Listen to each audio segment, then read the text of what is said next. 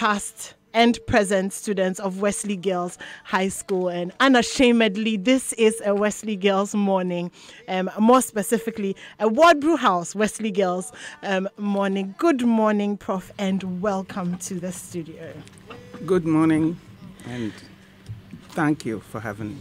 It's an absolute pleasure. First of all, we should say congratulations on being elected the third ever female to hold this position. But then again, you're used to being a pioneer, aren't you? Because you were one of two, the first women to get a first class in law. And I'm sure there have been so many other things that you've been the first woman. So, we are excited about, being the third woman. But how do you feel? Humbled. And let me say good morning to your listeners first. And to say that you always feel the weight of responsibility, the weight of what you need to do right in order to keep the door open for other people. So I will say that it is a time of reflection, a time of introspection, and above all, a time of dependence on God. And my faith is very important to me. So this is a time when I need to ask God to be with me as I start my tenure of office. Okay. What makes you continuously excel? Because you have, it's easy for people to come out and do one great thing and then we never hear of them again. But you've had a continuous, consistent stream of excelling moments in your life. What drives that? How do you do that? Again, let me say that sometimes I myself wonder. And all I can say is that it's grace. And a willingness to work hard. A willingness to commit myself to whatever I have on hand and to do my best. I believe that every day is a day on which we live our faith. So I try to do my best. I believe that whatever you do, if you do it as for God, you do it to the best of your ability. It may not always be right. It may not always be excellent, but at least it's your best. And that's all you are called upon to do. How difficult is it to give your best? Well, if pursuing excellence becomes a mantra, then whatever you do, you try to do it well. And that's all I've tried to do. So I can't explain, but I can say that every time I've had an opportunity to do something, I have learnt from it, I have grown and moved on to the next stage. And when I've made a mistake, I've also learnt from it. Instead of dwelling on it, I've tried to not make that mistake again, but also to learn lessons that have projected me in other directions. So I would say that plenty of grace. I won't call it luck. I call it grace. Grace, yes, the grace of God. But sometimes you have to be prepared for when the door opens. And I'm saying that the advantages of life are for those who take advantage of opportunities. The advantages of life are for those who take advantage of the opportunities. That's a really amazing thing to say. So before you came on, and Prof, we were talking about these Takoradi girls that have been kidnapped. And you're a professor of criminal law. So we wanted to pick your brain on the issue. There's a lot of gaps. And I was watching you, as we were doing the interview, and I have no background in law. So I am turning to you for maybe some understanding. What exactly can we do at this point? I'm a mother of daughters, Yeah. so I feel this keenly. I believe that a few mistakes have been made because now kidnapping is by professionals. So if the handling of it is amateurish, then you won't get very far. I believe that more senior, more experienced police investigators should get involved. I am surprised that you have tried to reach the Western Regional Command without success. I would urge them, if they are near a phone, to contact Joy FM, because this is the kind of silence that produces further insecurity. Yeah. Everybody is vulnerable.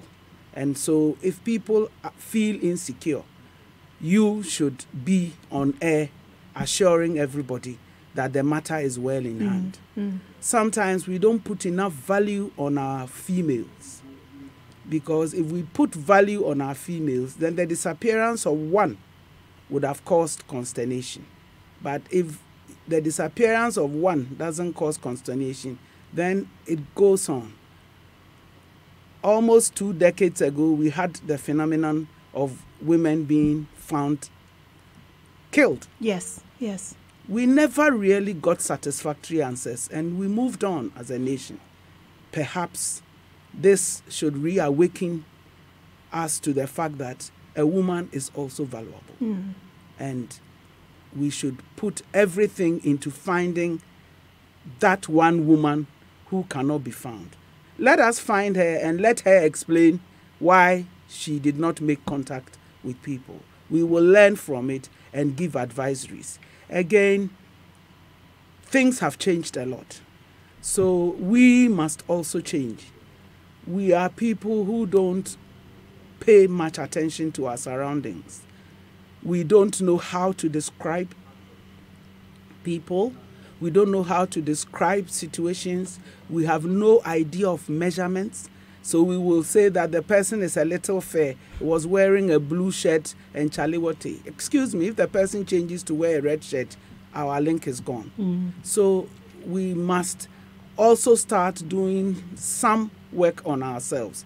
The police can do so much, but they also rely on tips from the public as to what they saw or who they think had something to do with it. When there's a complete blank, it makes it a little difficult. They don't use magic. They just use common sense and experience to piece missing links together.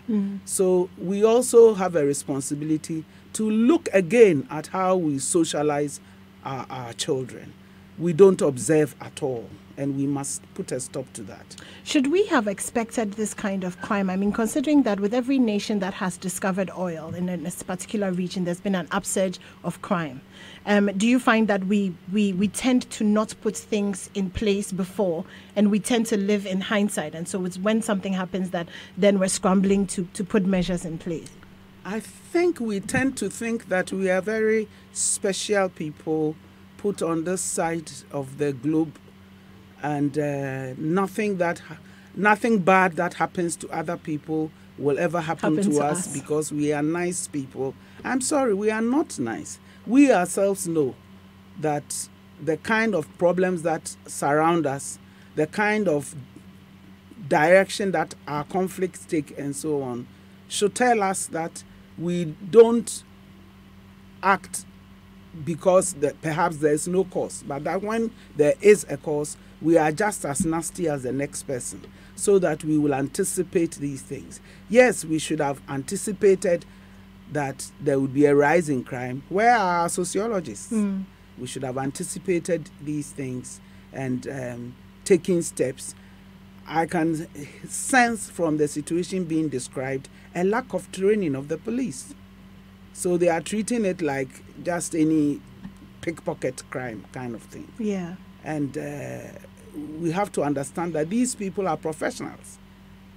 And so we need to up our game, or else we are never going to solve these problems. Even in the very sophisticated places where everybody's address is known, look how many people have been found lately, having been kidnapped and kept in cellars and in homes for years and years. Yeah.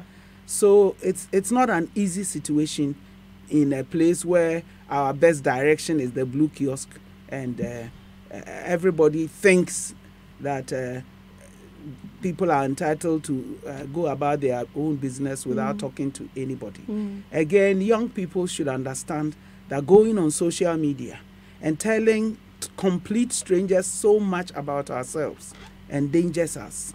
And when we have to go out it is not an infringement on their newfound freedom that they tell somebody, I'm going to X place, so that at least if anything happens, we know the last place where the person went. We know the last person to have seen the person alive. It helps.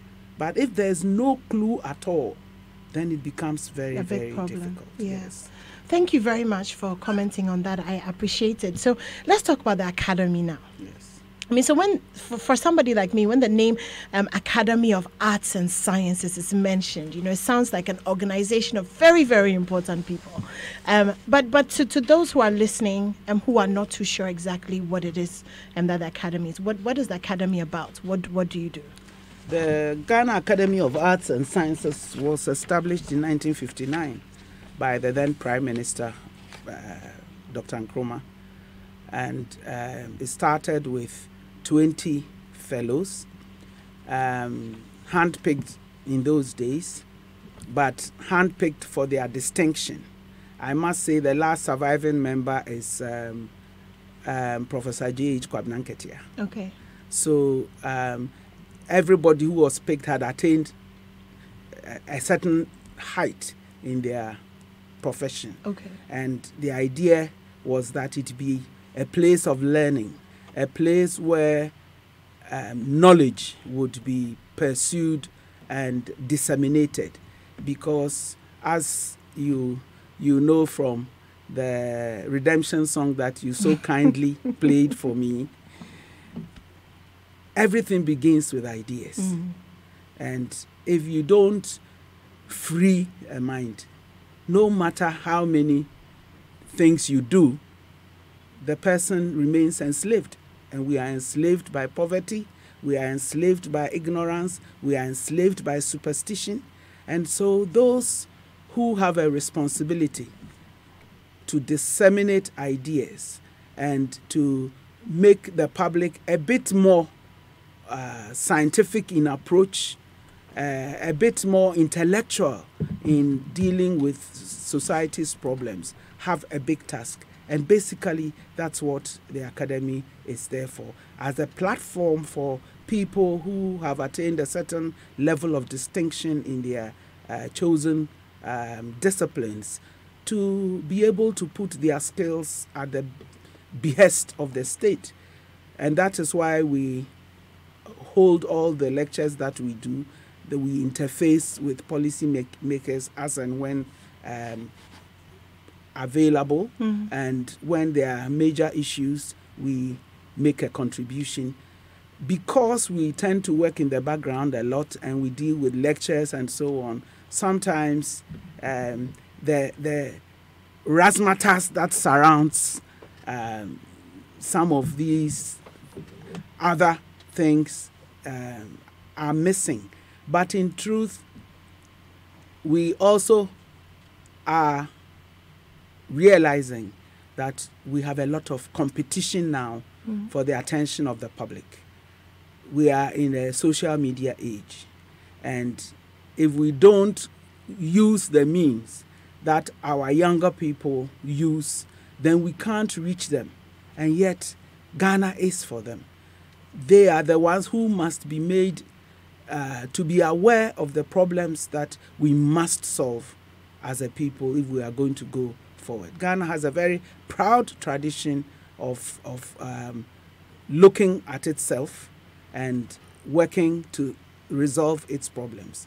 Sometimes we complain a lot about our country, and that's what we should be doing. But if you look at what others have, then you feel blessed that you are a Ghanaian. Right. But it's an ongoing act. Okay. You constantly have to reinvent yourselves. You constantly have to address issues that are bothering you. Only a few months back, we partnered some international organizations to hold a meeting on sustainable cities, because we know what urbanization is doing. We know what an imbalance there is between the numbers that come to urban areas and the numbers that must be provided for because they are in urban areas, the growing poverty in peri-urban areas and so on. These are matters that won't go away, that are getting worse, are sanitation problems, for example.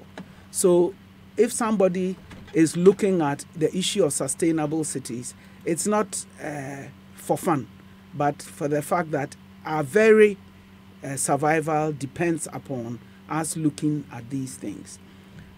When the Ebola issue came up and there was the effort to try to do vaccine trials in this country, the academics spoke up, because we do have scientists in public health who were not persuaded by the reasoning given that it was a good thing.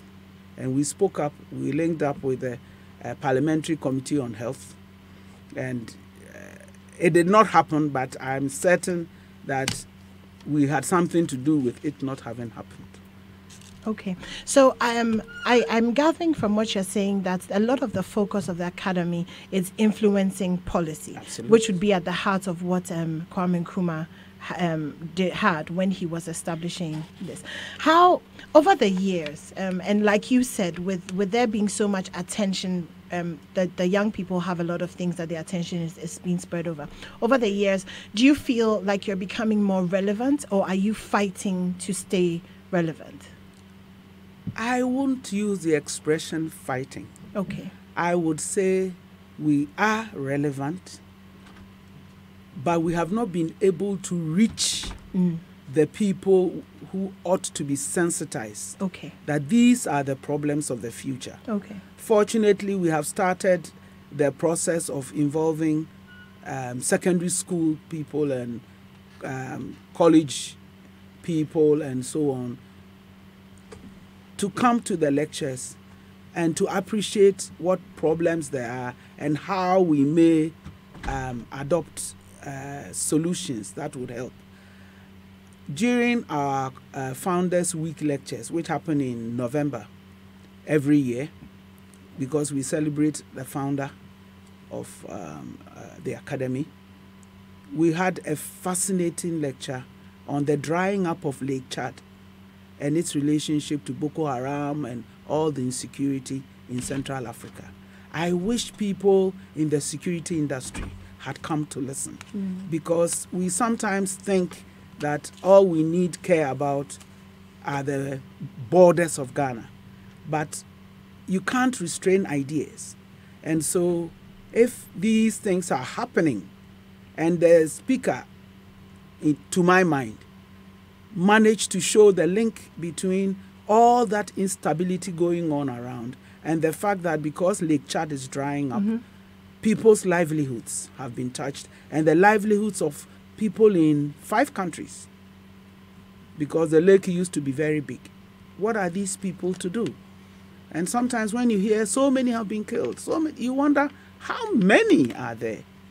But if these are people who are fighting for a livelihood, you can understand why this would be the situation. And so we do try to alert the public that these are some of the problems of the future. But sometimes, as with all people who sell ideas, sometimes we can't dress it up to make it look interesting enough. And that's what we are working on. That's what you're working on. But I think that young people should also appreciate that, as they say biblically, there's nothing new under the sun. Every problem they are going to confront has already been confronted. Were the answers given correct? We don't know. I'm always telling people, you pick up the Hansard of the First Republic Parliament, and you would think, if you closed your eyes, that you are dealing with the current parliament. It means our problems are the same. Are the same, yes. And the problems of the human condition are the same, magnified now by technology. So we need to get a hold on this and do as much as we can to sensitize people to the problems of the future so that remedial action can begin now. So we don't wait till the problems appear. So yes, we are and will remain relevant for a long time to come because of the work we do.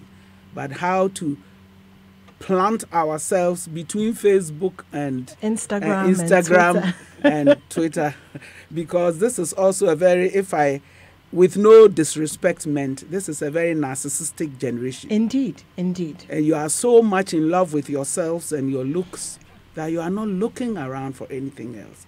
But life as you know it will change if your environment changes such that it cannot sustain your lives now. Yeah. So it is important for young people to be interested in the problems that surround us now.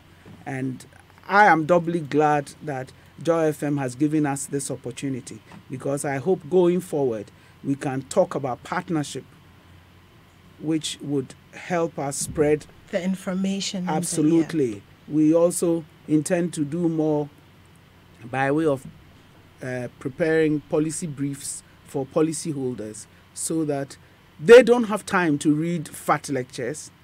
All our lectures are published eventually, so they are available. Often we give them out to, office holders and other people involved in policy free. But we also know that there are so many demands on their time that they don't, with the best of wills, can't read all of it. Once upon a time, the means of getting such attention was to use executive summaries. But we know that even executive summaries are getting too long. Yes. And so policy briefs may be the way to go. And we are actively exploring all those options. Okay, well, we're going to take a really quick break, get some messages from our yes. So that's what we're going to do now. When we come back, though, I'm interested in how to join the academy, because in your when you were sworn in last week Thursday, you talked about the fact that younger people, you would like to see younger people coming in, and I mean, for me, sitting down, I'm sitting down and I'm wondering if I even qualify, to join. I am not a doctor, I'm not a professor, I may not be at the top of my field yet, but if there's anything in place that allows people to perhaps be groomed to join the academy, so that we can, learn, get ideas, and then also, become influencers. So we'll talk about that when we come back. And we'll also take your opinion on trending issues. For example, the recent enskinment of the new Yana of Durban. What that means will be pulling on your experience in peace building and reconciliation. So we're going to take a few important messages, and when we come back, this conversation with Professor Henrietta Mensah Bonsu continues on the Super Morning Show. Stay tuned. At Afrodan, we believe that many of the problems people have with their health is as a result of the way they sit. In other words, your chair can kill you. Here's Dr. Marcus Mann of the Chiropractic and Wellness Center. What you have to remember is that the spine is the lifeline to your body, and posture is the window to that spine. Now, posture is affected by your daily activities and habits like sitting. That's why at the Chiropractic and Wellness Centers, we recommend what I believe to be the best chairs available for preventing not only subluxations, but also other health problems that you may not be aware of. And that's Rabami and Mobilex chairs. Unfortunately, on a daily basis, I have to correct the effects of this poor sitting habit in our businessmen and businesswomen.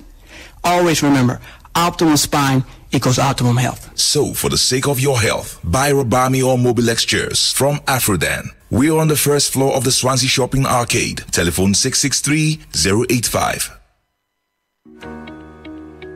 Oh.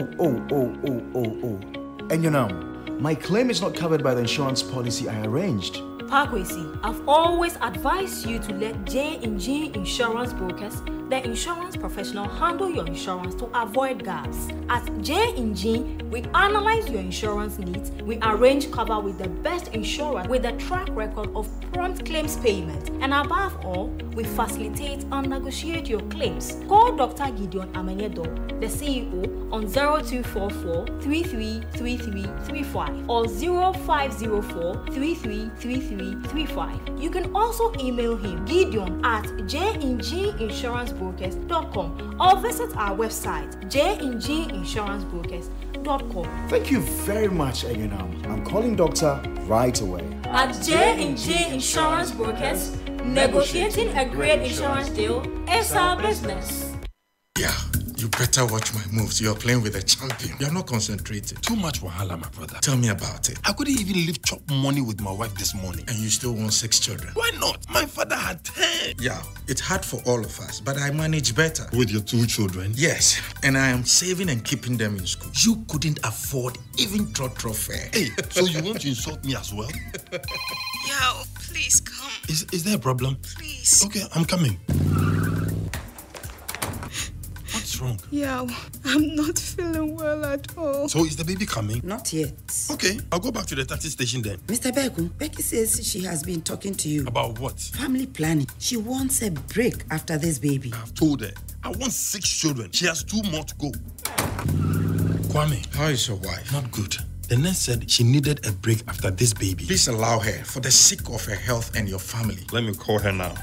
Hello? Yao, please take me to the hospital. Thankfully, Becky was fine. Yao Bekun agreed to go with her to the family planning clinic. The nurse went through a range of family planning methods. Implants for up to 5 years, IUD for up to 10 years, and other short-term methods. IUD? Yes, we can try it for 5 years. Agreed. Oh, I'm so glad we came. Yao, you're back. Yes, I'm back. My wife just delivered a bouncy baby boy, and I dropped them at home. I have decided to practice family planning and space my children. That's great news. Hip, hip, hip. Hooray! Good life. It's an everyday thing. This is brought to you by Ghana Health Service, USAID, and partners. How I wish I knew where to keep my money now. Oh, what's there to worry about? Go to the Seed Fund Savings and Loans. They are completely reliable. Really?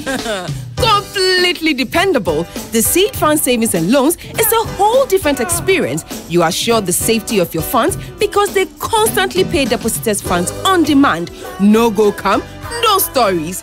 Bing! The Seed Fund Savings and Loans, the safe, reliable, and dependable home for your funds. Ask any Seed Funds depositor. So, stop wishing and call the Seed Fund Savings and Loans on 056 111997 or 056 111998. The Seed Fund Savings and Loans. Safe, reliable, dependable. This is the sound of a busy city. A sound of a connected city. Now, listen closely. Goose na beduai, me chow ATM. Yeah, come me Airtel Tigo money. That is the sound of a business owner in Techiman receiving money on his Airtel Tigo Money wallet. Hey, Aze, mreba panya.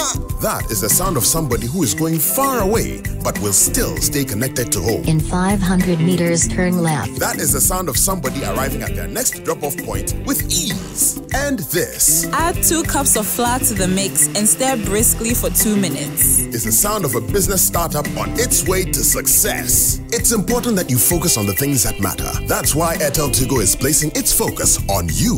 We put in the work and expanded and strengthened our network so that you can do the same with your network of business, family, and friends. We're here to make life simple. Join today. Airtel Tigo. It's the year of the car owner with Enterprise Insurance. Just dial *714*556#. Choose update your details, follow the prompts, and voila! You are in for surprises that will make your head swell big! Surprises like mobile data, useful car insurance tips, and many more. Remember, updating your details even helps to speed up the claims process. Car owner, this is your year. Insure with Enterprise. Dial *714*556# and update your details now.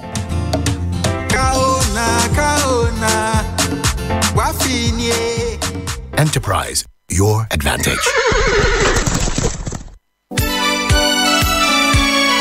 Eja, so you not plaster the house before you paint them? I dey paint no, because I dey use brush coat. Brush coat? Yes, so Charlie, it dey reduce my expenditure, Papa. No need to plaster. All you need to do is just paint. It makes your house beautiful, and above all, it is waterproof. Waterproof? Yes, so Charlie, I said waterproof. Make your house beautiful today. Move to Interface Limited and get yourself the new technology brush coat. No need to plaster. Interface Limited is the leading supplier and installer of finishing input materials for the building and construction industry in Ghana. Call us on 0274-999999 or visit our website at www.interfacelimited.com.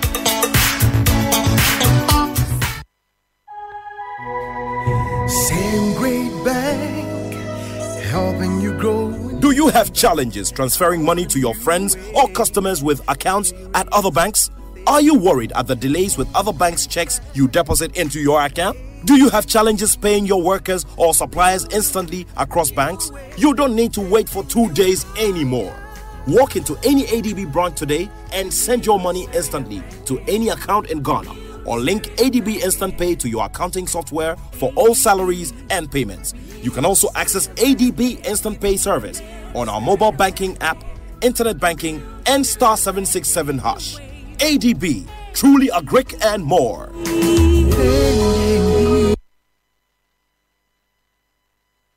Super Morning Show.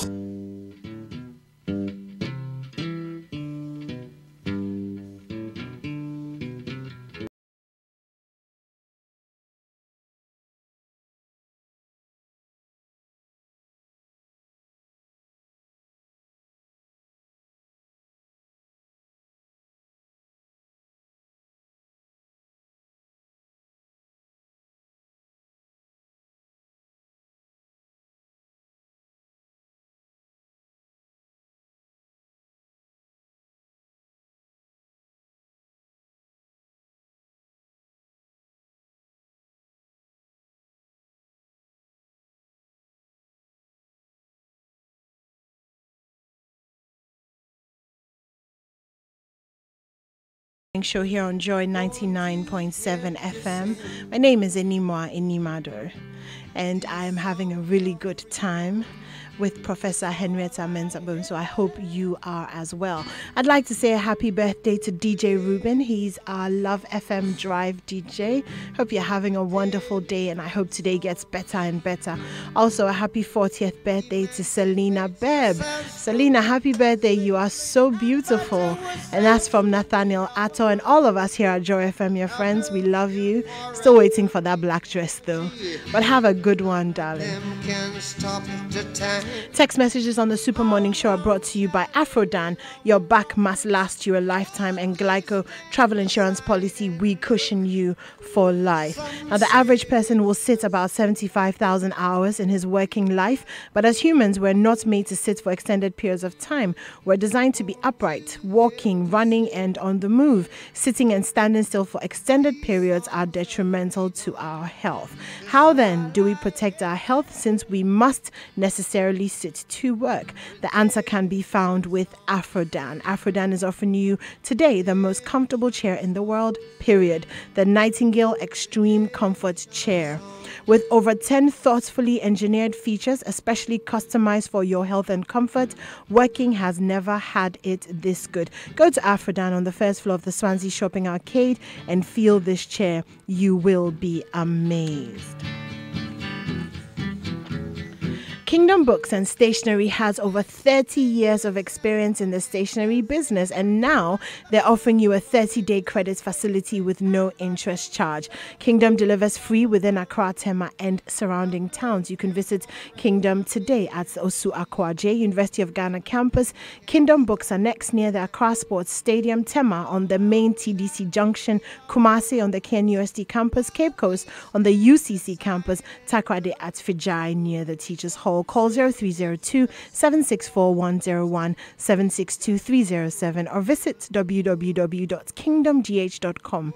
Kingdom Books and Stationery Limited, your number one stop shop for all office essentials, stationery and furniture.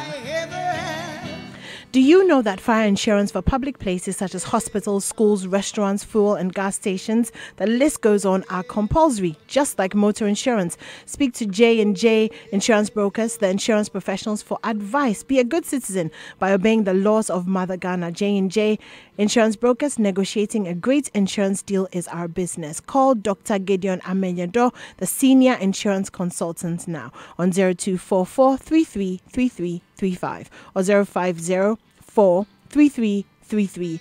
35. We're going to take the Joy Business Minute, and when we come back, we have more for you here on the Super Morning Show.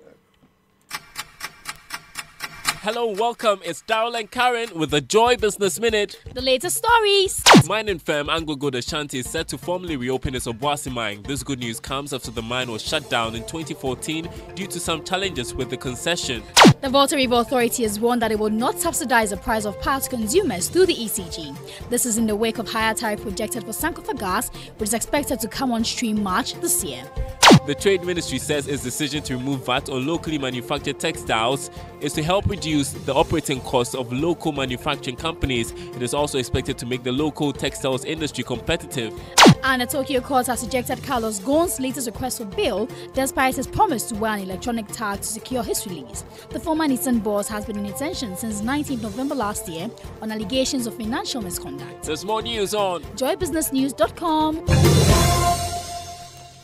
Super Morning Show. This is the Super Morning Show here, 99.7 FM. Joy. My name is Enima Inimado, and I have with me Professor Henrietta Mensah Bonsu in the studio. And we've been talking a lot about the Ghana Academy of Arts and Sciences. Now, just before we went on the break, I did promise for those of you who have been texting and asking in how you can join the academy.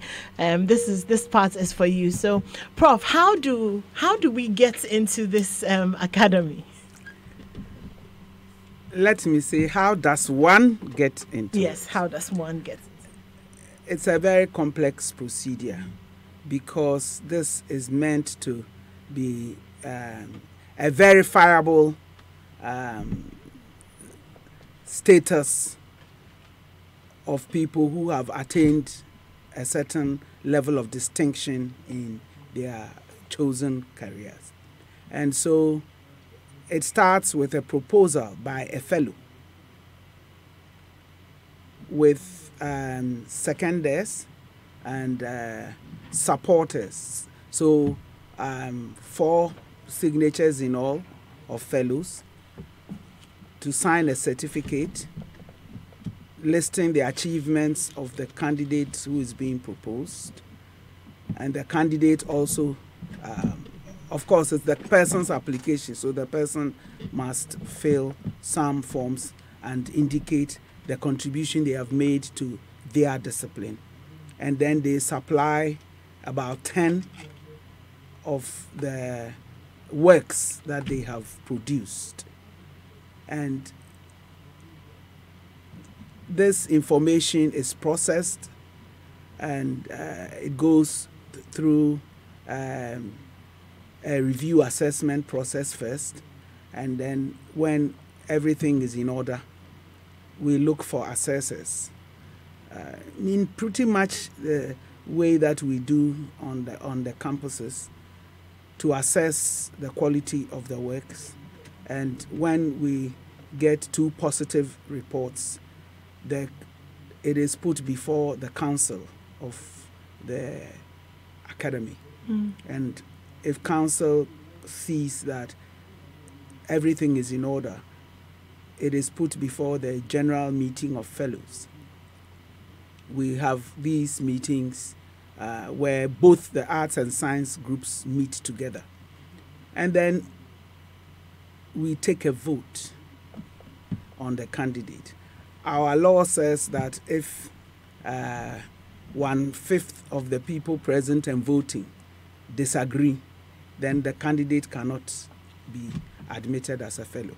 But if people are free to disagree because it's a secret ballot, and even if a few people disagree, the majority of people think this is a candidate worthy of joining us, then the candidate is admitted and formally inducted into the academy. So is there a minimum entry level?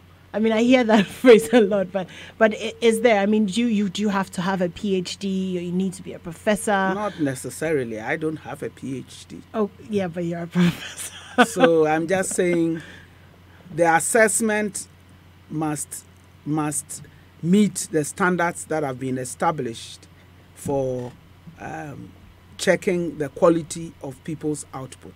Okay. And the idea is that with that kind of output, you can be useful in helping the work of the academy to disseminate knowledge and even to generate knowledge also. Don't forget that the level at which we operate makes it possible for our fellows to be all over the nation, let me put it that way, on all kinds of boards and councils and so on, helping to shape policy.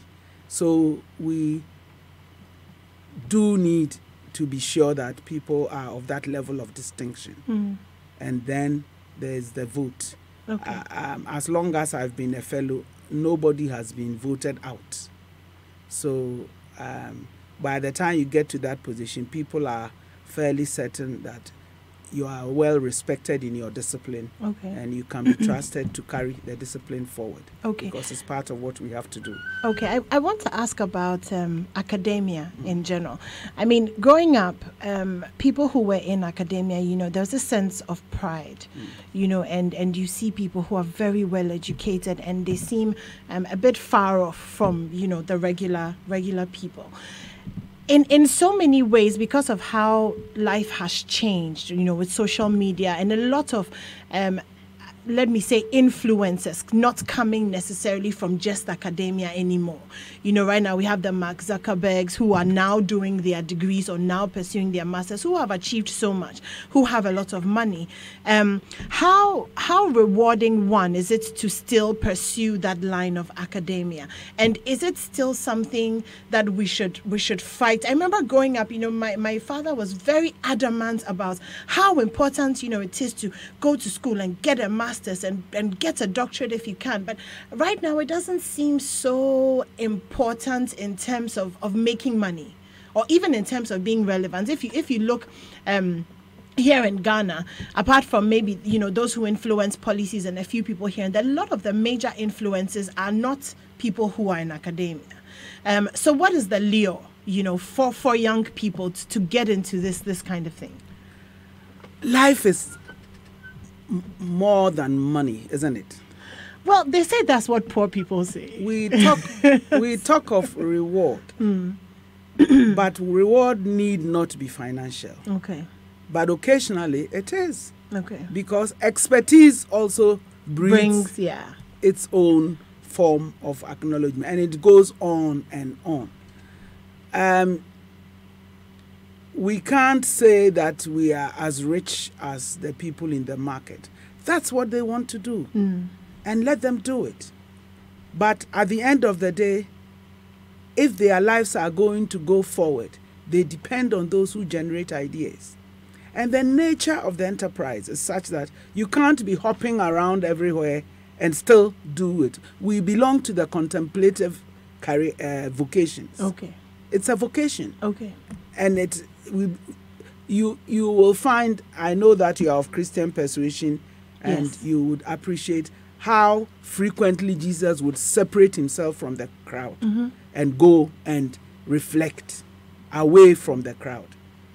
You can't be in the crowd and be reflecting and developing new ideas. And so, yes, that means that sometimes we are a bit distant from the people around us. But that's why there's a platform like the Academy, so that whatever knowledge you generate can be brought in, to a palatable state for the average person to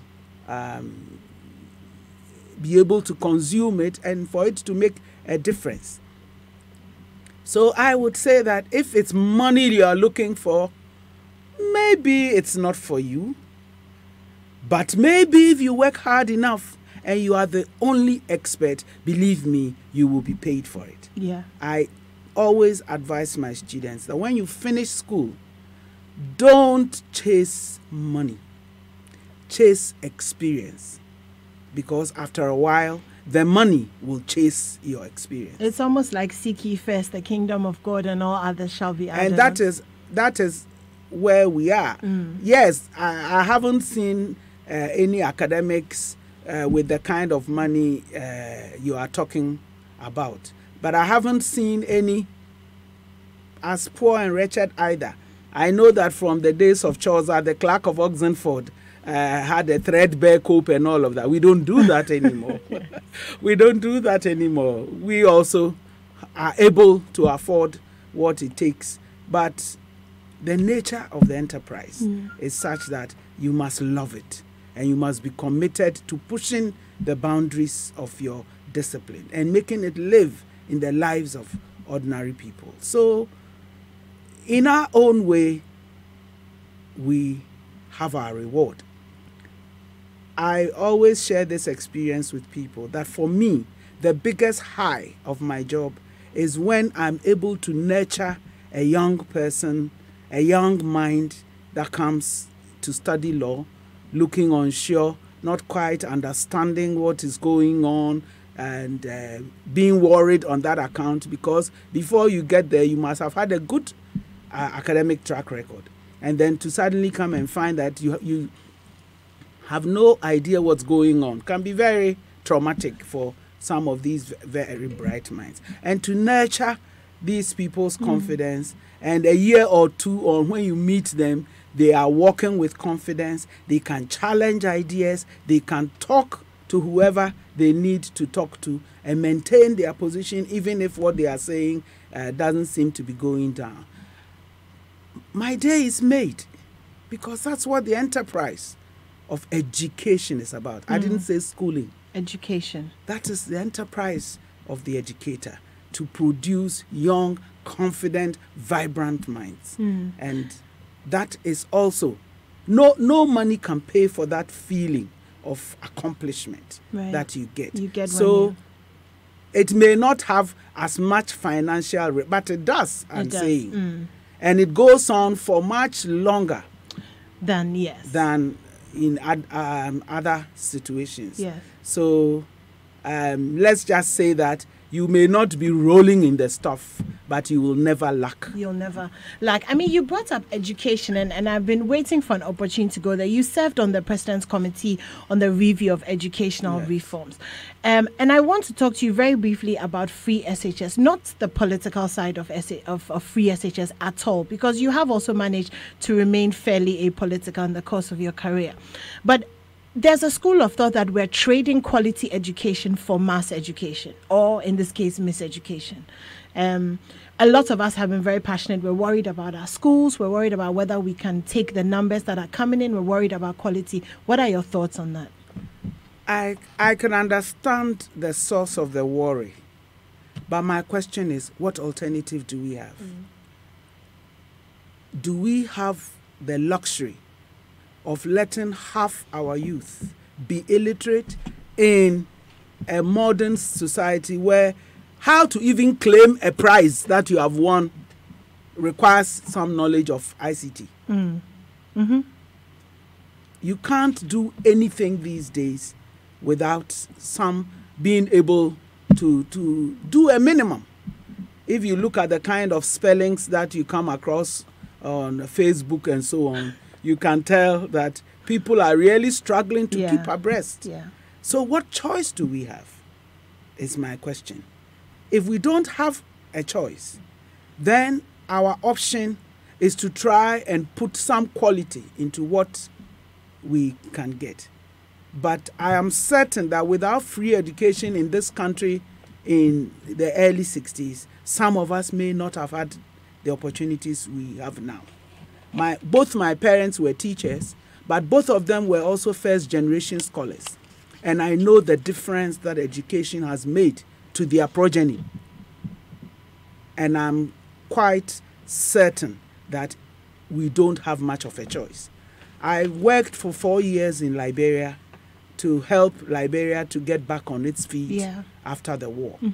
And you had situations where children who were 6 years old were 20 years old when the war ended.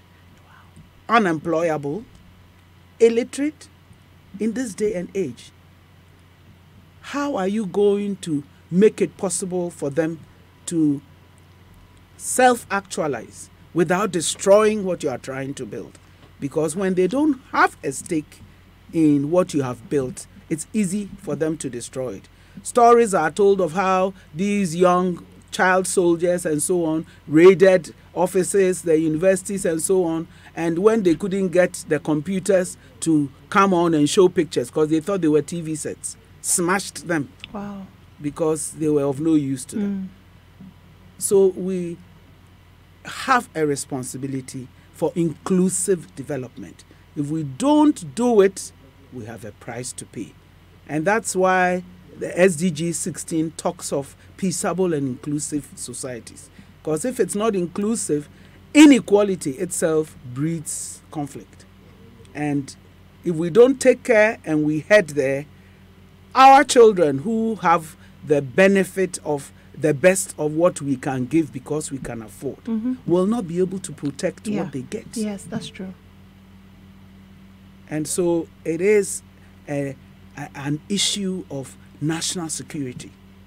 How can we protect our lives, protect our resources the best way we know how? If people stand in the window through thick glass, watch those enjoying a dinner while they haven't had a meal, they will smash the glass. So we owe it to our children to protect what we are giving them by making sure that we are inclusive in our development. So whatever we can do to put quality into what is being offered, we must do. We must do. I've heard people complaining about extra classes. But people have had extra classes for the longest time. So let's do what we can. It's not the best, and I believe the government itself realizes it's not the best. But when a policy like that is adopted in the way that it has been adopted, you must understand that what was pushing from the other end was stronger than what could be resisted. I had always said that our uneducated, unemployable youth were a security risk because of what I had seen in Liberia. So let's do the best we can. And in the interest of our own children, let us protect whatever we are giving them by making sure that nobody lacks, so nobody envies what they have. So you still sit on the board of HIPPO? HIPPO was a blue ribbon panel that was formed to advise the Secretary General, and so it finished its work, and in legal terms we would say it was functus officio. Functus officio. But its report is now being used to reform the UN. So the UN is undergoing a lot of reform because peacekeeping has become the flagship of the UN, whether you like it or not. Yes. And for it to be done well, so that the expense, and it is very, very expensive. So the expense should match the outcome. I brought that up because I want to pick your mind on the recent escindment of the new Yana of Dadbon. I mean, it's finally happened. What are the implications? How far have we come? I am thrilled that we have come this far, and I congratulate the eminent chiefs for their patience, because it takes a lot of patience to deal with people who have a grievance and to get them to appreciate how important it is that everybody must move a bit from their position so that there can be peace. We sometimes think that peace is a static commodity. No, it isn't. It is an organism. It grows and it diminishes. So some of the things that we do can make peace grow, and some of the things we do can diminish peace and lay the foundation for more difficulties. So I hope that the new Yana will try and be inclusive in his governance and get people to rise above whatever their personal grievances are, to look at the bigger picture and the interests of Dagbon and move on. I am certain that some peace-building effort would help. I note that some money has been voted for a water project in Yendi. Excellent, because we call it the peace dividend. If people are enjoying some benefit because there now is peace, each person develops a stake in maintaining the peace. Because when people don't think the time of peace is any better than a time of war, then they don't stop. Please understand also that some people benefit from confusion. Yeah. We call it a war economy. Some people make money during such troubled times. They aren't going to be the first to rejoice that there is peace. They will do whatever it takes to reverse the process. So it's not enough to have achieved it. They must keep up the momentum and implement the full roadmap. And I'm confident that they will enjoy peace. Enjoy peace. I'm talking about peace as well. There have been a spate of recent murders, which has brought about a lot of insecurity. Most recently, the marketing PRO of the GPHA. But the thing is that sometimes these cases take forever to solve. For example, the JB Dankwa case as well. Is our criminal justice system working? I will say yes, it's working.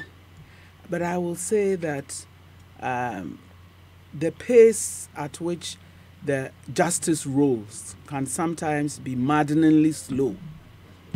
But you cannot afford to make mistakes because of the consequences. We in criminal law are particular about the rights of the accused, not because we love accused persons, but because of the consequences to them. If we should all come to the conclusion by way of a conviction that they are guilty of what has happened. Our penalty for murder is capital.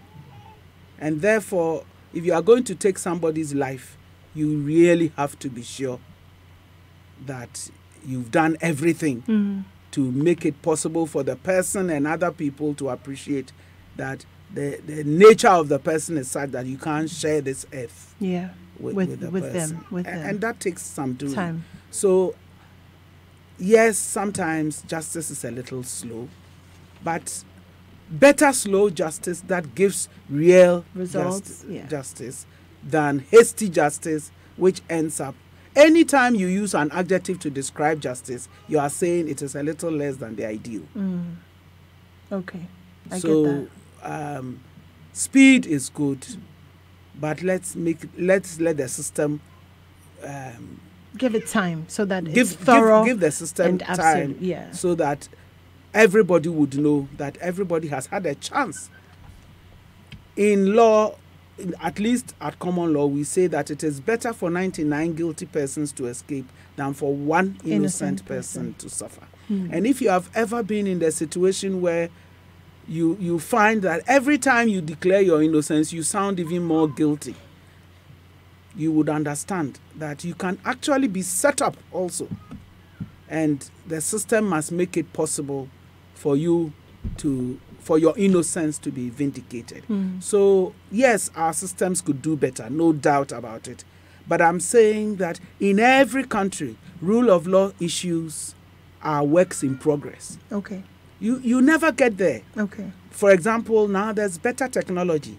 We all agree there's better technology. But technology serves good people as well as bad people. Yeah. And sometimes the bad people can afford more than what the system can afford. So they are always ahead of the system because of the use to which they can put these things. And people who have thought about how to subvert the system sometimes have an advantage. It wasn't too long ago that I heard that this practice of pasting funeral notices on the homes of people who are bereaved has become a means by which the thieves check out when there would be nobody at home. You see, they focus on when they can take advantage. So you are going about your everyday life, and they have targeted the situation, have studied it, and have found so it is difficult. Yeah. In the same way, security is like that. Your security begins with you. So we must take steps to be sure that we are safe. Because by the time the problem happens, it's a little late. We are talking of trial and so on. Perhaps it might have been better if it hadn't happened at all. Yeah. So let's be a bit more security conscious. let our security people reach out to us in a way that we understand and explain to us that the modern systems are such that we must take certain precautions. Right. Okay. Closely linked to our security would be this fight against corruption as well. I mean, what's your assessment so far of this government? I've heard a lot of complaints about the government not doing enough. I don't have the evidence. I know that some investigations are going on. I have not followed them, so I don't really know the substance. I know that the Office of Special Prosecutor has been set up. Yeah. He's also investigating. The thing about investigations is that they take a long time. And you have to even move from the general investigation to a docket and evidence that a court would accept. You see, our judges have to hold the balance between us and the state. And so it is not enough that some information is notorious. The judge can't listen to rumors. The judge has to go by the evidence put forward. So sometimes we don't gather enough evidence. Sometimes we don't do enough due diligence, so to speak, by way of what we consider corrupt. I would say, why don't we have a code of conduct? Because if we have a code of conduct, then the lines of what is acceptable and what is not acceptable would be generally known. Because some things, some people don't even appreciate. Sometimes situations of conflict of interest, for example, some people think, but what is wrong if the contract goes to my wife after they've gone through objective assessment process? Perhaps there's nothing wrong, but perhaps you'd have been better off if your wife had not participated. As they say, justice must not only be done, but must be seen to have been done. And how will you take from people's minds the fact that it was an entirely objective process? So we owe it to ourselves to legislate. People talk about our culture and the culture of giving gifts and so on. Yes, that is why we can talk about what we consider cultural and what we think is over the top. You may be suddenly bereaved. It is our culture, it is our system of social insurance, in fact, that we give donations so that the cost of seeing off the person doesn't rest on one person. When you occupy a sensitive office, can you say people should not bring you donations? Maybe you can say that. But can you say it on behalf of all your relations who are also bereaved and who people get donations because their uncle has died? People get donations because their cousin. Can you stop everybody from taking donations? You know, how do you fit into a system which, in a sense, requires that of you when somebody is bereaved? Yeah. Because it's really bad form when somebody is bereaved and you know the person. Sometimes you don't even know the one who is dead, but you know the bereaved and you are required to attend the funeral, or socially required, let me put it that way. And if you don't attend these funerals, gradually people begin to see that you are a fair weather friend. And when you are a fair weather friend, you are not in the same category as friends who can be relied upon. Yes. So it's difficult. Let us have a code of conduct, so that it's possible to say, I think this thing violates section so and so. Yeah. So please, it makes it easier. Rather than to look like a Scrooge. And you just refer to the code. Justice must be done. Not only be done, but it must be seen to be manifestly and undoubtedly be seen to be done. I was quoting the audio words. We're speaking to Professor Henrietta Mensah Bonsu here on the Super Morning Show. This is Joy 99.7 FM. We're going to take a few messages. When we come back, I've been waiting to talk to you about what it's been like to be a female lawyer. I also want to talk to you about sexual harassment. There have been a lot of stories about sexual harassment in the news lately, and also the feminist movement in Ghana. I'll be picking your thoughts on those things. A lot of people think that feminists, the younger generation of feminists, are misguided. You know, the question comes up, what are we really fighting for? So we'll be having that conversation with Professor when we come back from these messages. Stay tuned. Yeah, you better watch my moves. You're playing with a champion. You're not concentrated. Too much wahala, my brother. Tell me about it. I couldn't even leave chop money with my wife this morning. And you still want 6 children. Why not? My father had 10. Yeah, it's hard for all of us, but I manage better. With your 2 children? Yes, and I am saving and keeping them in school. You couldn't afford even trotro fare. Hey, so you want to insult me as well? Yeah, please come. Is there a problem? Please. Okay, I'm coming. What's wrong? Yeah, I'm not feeling well at all. So is the baby coming? Not yet. Okay, I'll go back to the taxi station then. Mr. Beku, Becky says she has been talking to you. About what? Family planning. She wants a break after this baby. I've told her. I want 6 children. She has 2 more to go. Kwame, how is your wife? Not good. The nurse said she needed a break after this baby. Please allow her for the sake of her health and your family. Let me call her now.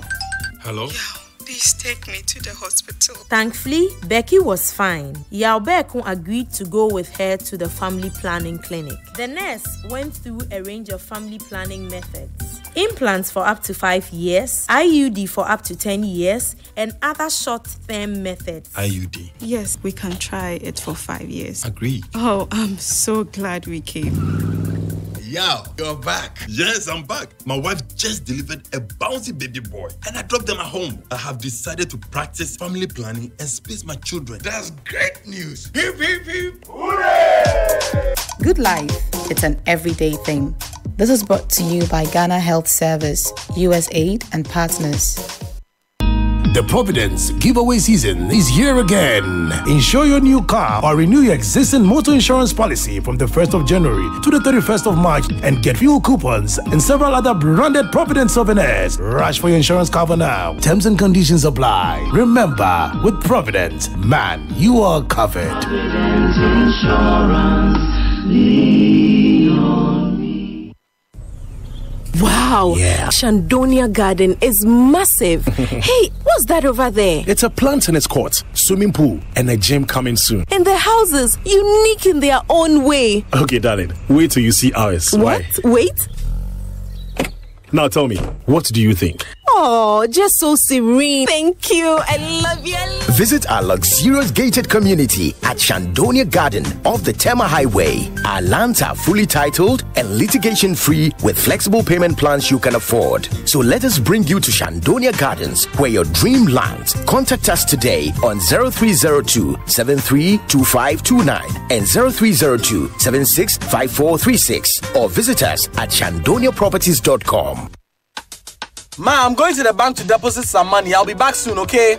Kofi, with all that has been going on, are you still going to deposit money at the bank? Oh, ma, don't worry at all. I keep all my money at the bank and it's safe. The Bank of Ghana has taken some bold measures to strengthen our banks and protect our money. This will ensure that the banks have more capital to do their business and are better governed so that they can protect the money we entrust to them. Banks will also be able to provide better services to their customers and support more businesses and the economy as a whole. Wow, Kofi, that is very good. We should continue to keep our money in the banks and not take them to unlicensed institutions which promise us the moon and yet run away with our money. Kofi, go and deposit your money at the bank and come back quickly for your lunch. Their punchy cracker is almost ready.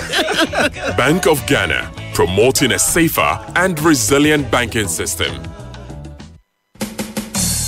Big Bond Roofing Systems have become the talk of the building industry. People from all over the world are talking about us. I'm in Ghana for the past 20 years as a contractor, and I can say that Big Bond Roofing System is the game changer in the market. High quality, durable, strong, beautiful, and no leakage. Wagwan, my brethren, what me like about Big Bond is them lovely colors and patterns. They will meet your budget with flexible payment terms. You don't know? Architect Uche, tell them. Una don't hear? Big Bond they here again, no? Make una take advantage of their special 10% Xmas discount from November to complete your home. Locate Big Bond Roofing System in Accra at North Industrial Area adjacent Old Melcom. As a day here, I dey carry some go Port Harcourt for my project too. For free estimates, speedy production, transportation and installation, call us on 0302 268 261 or 0501 290 390 and in Tamale, Sangani on 0372 022 405. Big Bond Roofing Systems. Durable, beautiful, and affordable. Adjudged Group Private Health Insurance Provider 2018 by West Africa Healthcare Excellence Awards, Vitality Health Insurance offers corporates varied all-inclusive healthcare plans. Our plans are customized to meet your corporate needs with prompt claims payment as our hallmark. Excellent customer service is guaranteed you by Vitality. Vitality, we ensure reduction of fraudulent claims leading to reduced medical bills. Why stress yourself when you can outsource your healthcare administration to Vitality's experts? Call 026 65 73 200 or 050 60 99 800 or visit www.vitalitymh.com. Vitality Health Insurance. Enjoy good health with Vitality. Bibiara wa Malcolm, Luciano le Malcolm, Nofiano ye Malcolm. What are you looking for? Malcolm got it all. Great discount, dodo. Yamafia so. Best bargains on our days. Everything here is a bargain. High quality, put me a priority. So tell your mom, tell Poppy, tell your actually everybody.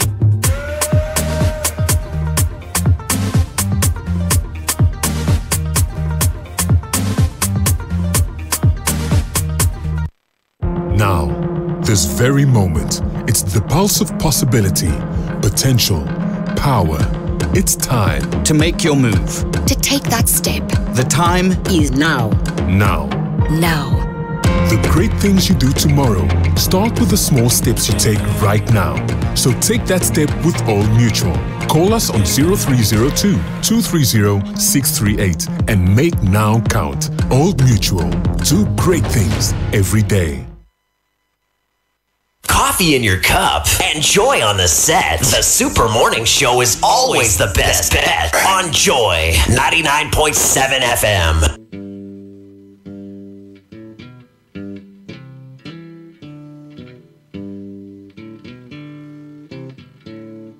Old pirates, yes, they rabbi, sold I to the merchant ship.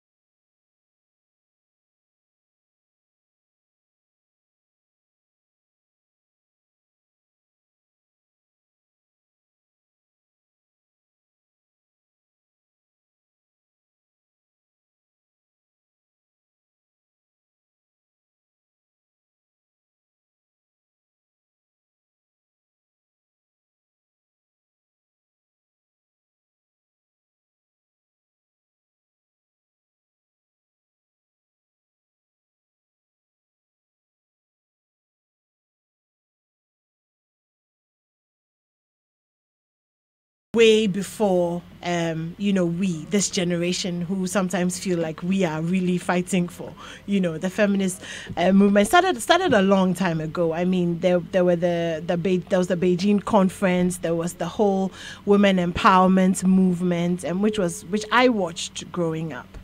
Do you feel like you handed the baton to us properly? Are we doing it right? What are we getting wrong? Is it really about bashing men? Is it about fighting for women? What exactly is this feminist movement about? How do we really get into it? I teach feminist jurisprudence. Okay. So I am conscious of the movements going through. I would say that it is not new, but every generation has its issues. And if that generation stands up to fight that issue, I cannot fault them.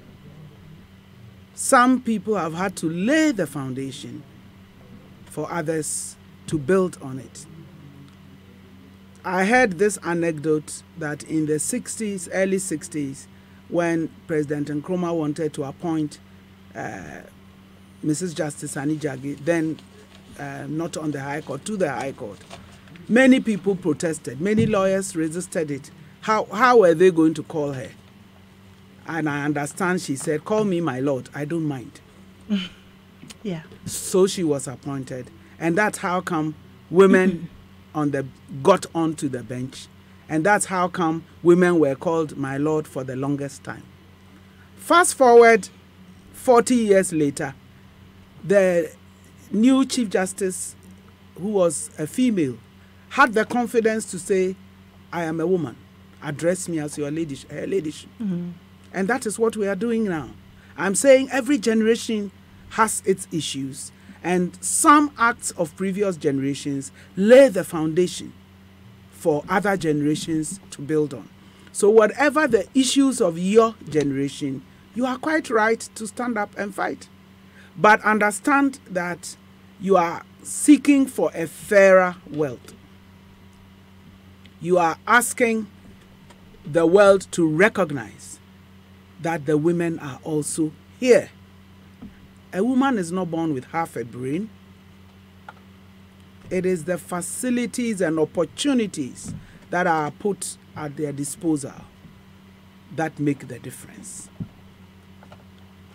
The women who had the opportunity to go to university sometimes had to fight their families because they felt that a woman had to have, quote unquote, a profession. So it was safer to go into the caring professions, nursing, teaching, and so on. There you were sure that you would have a job for the longest time, and so on. Families are worried about the security, both financial and physical, of their daughters. So anything that would make sure that they didn't lack for whatever would be attractive. But we've gone way past there. Way past that, yeah.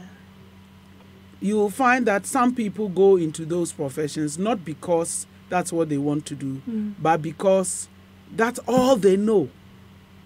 So role modeling also then becomes important for people to see that there is another way. Some people, I know, let me put it that way without going into specifics, were discouraging their daughters from going to university because they wouldn't marry. Because for them, a woman marrying is the height of a woman's achievement. Then they came into contact with somebody like me, and realizing that when you went to school and learned all kinds of things, you did not thereby become barren. You did not thereby become unattractive to a male to want to marry you. Their daughters went to university. Happily for them, all of them are married. They've broken the jinx. They too can influence other people. Yeah. So sometimes it is the anxiety to make sure that their daughters are protected that makes families push them in directions where they are sure they will not be out of job. That goes back to our culture and the fact that in many of our societies, women can't own land.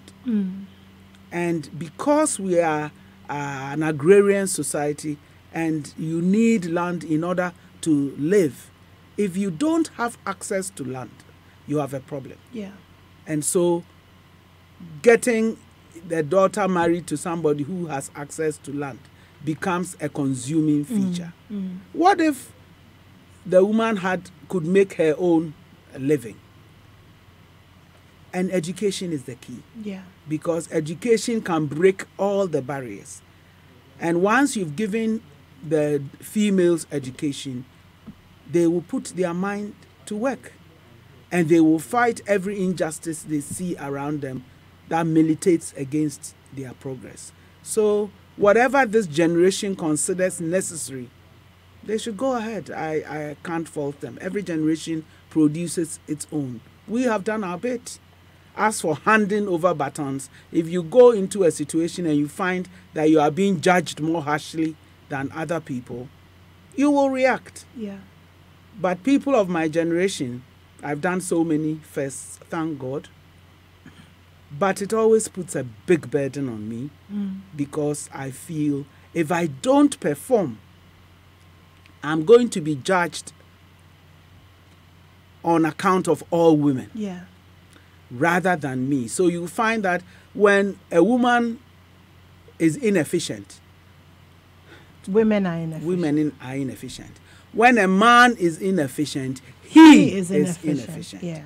So I've worked in situations where I was the only African female. So then you carry the burden of Africans and you carry the burden of females. But those who come after us, surely we've exploded the myths about women not being able to do certain things. So it shouldn't be that difficult for them. But it doesn't mean they won't have their issues. Right. They should stand up. It's not about fighting men at all. In fact, I'm always telling my male friends, men have a higher stake in ensuring that women have education and are self-supporting. Why do we harass brothers so much? It's because sisters have nothing.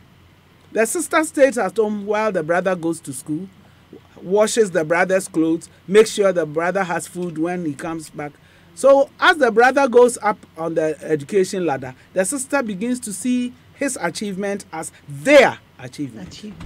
So when he achieves a certain level of prosperity, then the sister resents a new woman coming in to what share she feels and she has thinks that invested she is by rights entitled to what has come in, especially if there was money to educate only one or two and the parents chose the boys. Then the girls feel it's our common heritage. Yeah. And so don't understand why they are blocked from enjoying what they have all worked for. Prof, I have a surprise for you. Yes. So I have someone very special on the line. Good morning, sir. Good morning. Good morning. KMB. It's me, KMB. So I believe that your husband has something that he would like to tell you. Hello. Well, hello. Mommy, I just want to say that we are proud of you. Thank you. And we know you can even go higher. Thank you. And we'll always be there to support you. You always have been, and I thank you for it. This morning I missed you at my work. You walked by yourself. Because you saw me walking alone. Where is mommy? Where is mommy? Everybody was asking. Yes. They'll see me tomorrow. I had to invest in a national agenda by missing my walk. Yeah. Thank you. Okay. Thank you. And that's Mr. Kweku Mensah Bonsu, your husband. We just thought we'd get him into That's very sweet of you. into the conversation. Thank you so much for joining us this morning. Our guest on the Super Morning Show has been Professor Henrietta Mensah Bonsu, a woman that I look up to. And from your text messages, especially on my phone as well. A lot of you also look up to. You've done great things, amazing things for women. You've given us something to fight towards, to look up to, and we thank you for doing that for us. So thank you very much, and I hope to have you back because I still have about 2 pages of questions for you. So I look forward to having you. Then I have one little thing I must talk about. Okay, go ahead. And this is the 60th year of the Ghana Academy. Yes. And we have lined up programs to celebrate our 60th anniversary. We are working hard to launch the program. We will be in touch with Joy FM to help us propagate our program. Our JB Dankwa lectures this year will be by Most Reverend Peter Akwasi Sapon, who is a fellow, the Archbishop Emeritus of Kumasi. So we will be in touch. We hope that when we come, you will deal gently with us. Oh, we will. Because publicity is very expensive. Yes. But without publicity, whatever you are doing does not get far. Yes, so indeed. Thank you very much already for anticipated generosity. You're welcome in advance. And thank you as well for the publications. You brought us some books, and we're very, very, very grateful to you this morning. Our Joy FM, in collaboration with Guinness Ghana Breweries Limited, brings you the road safety tips for today. Today's driving tip: plan your travel route ahead of time so that you aren't struggling to figure out where to go while you're operating a motorized vehicle. This road safety tip is brought to you by Guinness Ghana Breweries Limited, life every day, everywhere, and supported by VIP Joint Transport Service, Ivan Mike Multipurpose Company Limited. We build for the nation. Greenfield Scientific Herbal Clinic, producers of Ajinkwa Garlic Plus. God is our healer. You can listen to your favorite Joy FM programs and show podcasts on myjoyonline.com/live radio, Joy 99.7 FM, radio for the discerning listener.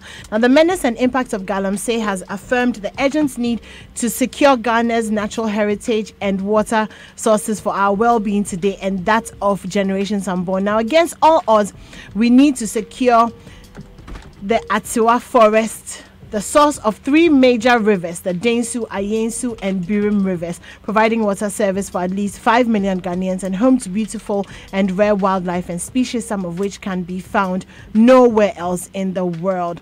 Join us for the Atiwa exhibition, which launches on Wednesday, 30th January 2019 at 2 p.m. at the British Council Auditorium, Accra, and will stay open from Thursday to Saturday, that's 31st January to 2nd February, from 10 a.m. to 7 p.m.